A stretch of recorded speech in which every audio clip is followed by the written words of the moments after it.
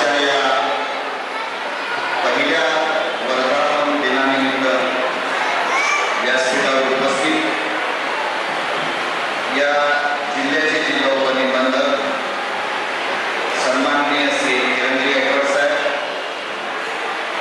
या जिल्ह्याचे जिल्हा विशेष पेपर परीक्षक सन्माननीय श्री विष्णुजी डोके साहेब, या सोलापूर शहराच्या उपनिबंधक डॉक्टर प्रगती बागल मॅडम, व्यासपीठावर उपस्थित सन्माननीय श्री संतोषजी मानोरकर, त्याचबरोबर आमचे साहेब पवार साहेब,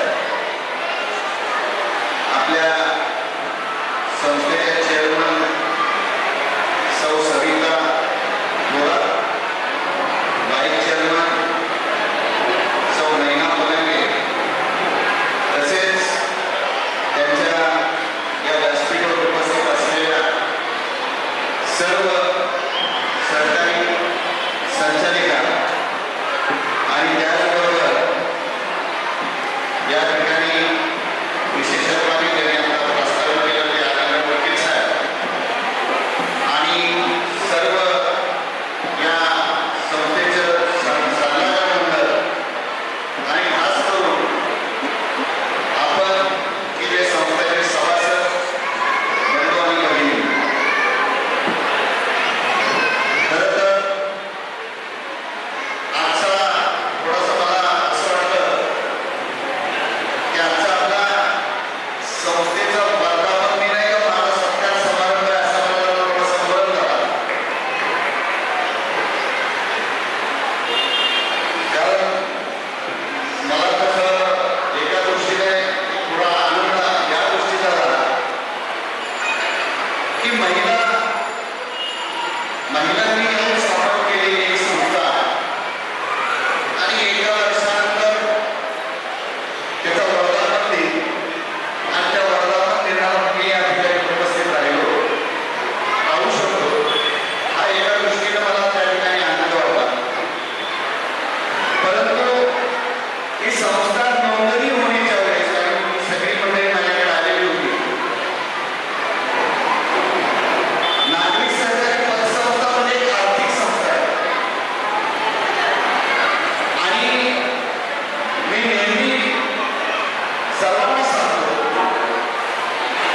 की एखादी संस्था, कारण या मंडळीने सुद्धा मी तेच सांगितलं की एखादी आर्थिक संस्था स्थापन करणं अत्यंत सोपं आहे. काय नाही, रजिस्टरकडे त्या कागदपत्रांची पूर्तता केली, आवश्यक ते निकष पूर्ण झाले की सहजपणे संस्था त्या ठिकाणी नोंदणी होते. परंतु ही आर्थिक संस्था प्रत्यक्ष चालवणं हे मात्र अत्यंत अवघड काम. म्हणजे सरकार खात्यामध्ये आम्ही काम करतो. आज सरकार खात्यातले जवळजवळ 5 ते 6 अधिकारी या ठिकाणी स्टेजवर आहेत. आमचा सर्वांचा अनुभव हा आहे की अनेक वेळेस संस्थांचे उद्घाटन होतात, परंतु ती संस्था पुढे कुठं जाते हे सुद्धा कळत नाही. यात सगळ्यात महत्त्वाची जबाबदारी ही असते, कारण संस्थेचा प्रमुख उद्देश हा असतो की सभासदांकडून ठेवी गोळा करायच्या आणि त्या कर्ज रूपानं वाटायच्या. ज्यावेळेस आपण ठेवी रूपानं त्या ठिकाणी सभासदांकडून पैसा गोळा करतो, त्यावेळेस त्या संचालकांची त्या ठिकाणी फार मोठी जबाबदारी असते. कारण जर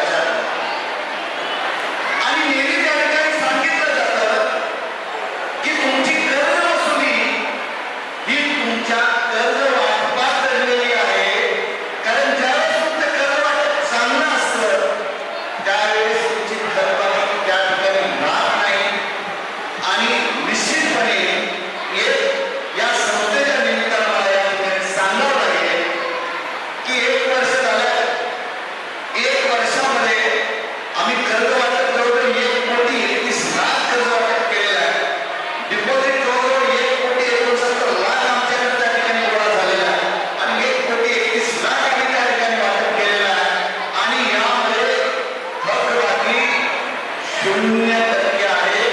यातच तुमचं कर्म कसं झालेलं आहे याचं तुम्हाला मी वेगळं सांगायची गरज नाही. परंतु एवढं सगळं नाही आहे, लक्षात घ्या. एवढ्याने सगळ्या गोष्टी सहजपणे साध्य होतात असं नाही आहे. ही एक बात झाली. परंतु दुसरा भाग सुद्धा त्यामध्ये आहे.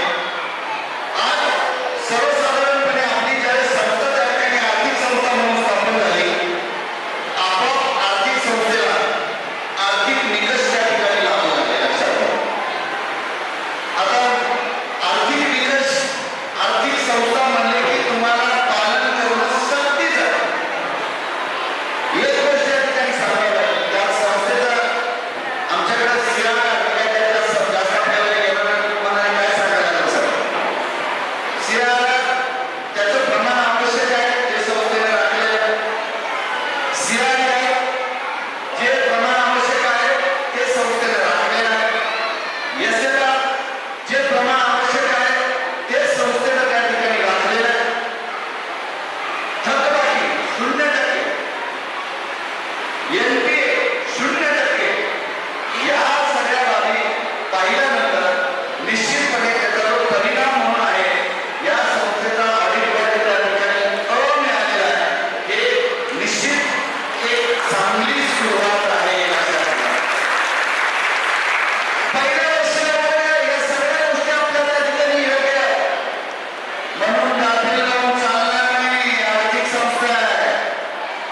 थोडा जरी धक्का लागला तरी सफिशियंट आहे. ऍक्सिडेंट व्हायला तुम्हीच कोणाला जाऊन धडकावलं असं नसतंय. कोणी तिसरा माणूस सुद्धा येऊन तुम्हाला धडकवू शकतो आणि तुमचा ऍक्सिडेंट होऊ शकतो. असे ऍक्सिडेंट आर्थिक संस्थेला बऱ्याच वेळा फेस करायला लागतात. लक्षात घ्या. आपल्याला माहिती आहे, आम्ही सुद्धा पेपरमध्ये वाचलं असेल, अमुक बँक बंद पडली, अमुक संस्था बंद पडली. त्या सगळ्यात मोठा जर त्या ठिकाणी चॅलेंज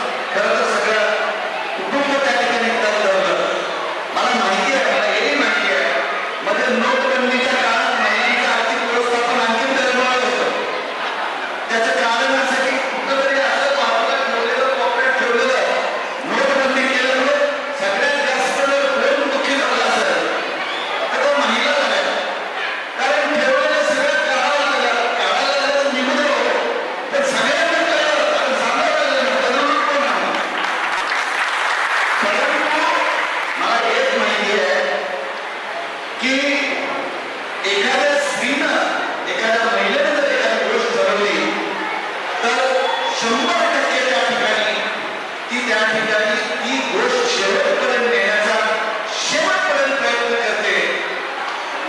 उगीच महात्मा गांधींनी त्या ठिकाणी म्हणलं नाही. महात्मा गांधींनी पहिल्यांदा हे सांगितलं की एक स्त्री शिक्षणाचा त्यांनी त्या ठिकाणी पुरस्कार करताना महात्मा गांधी म्हणले की एक स्त्री जर शिकली तर अख्खं कुटुंब त्या ठिकाणी सुशिक्षित होतं.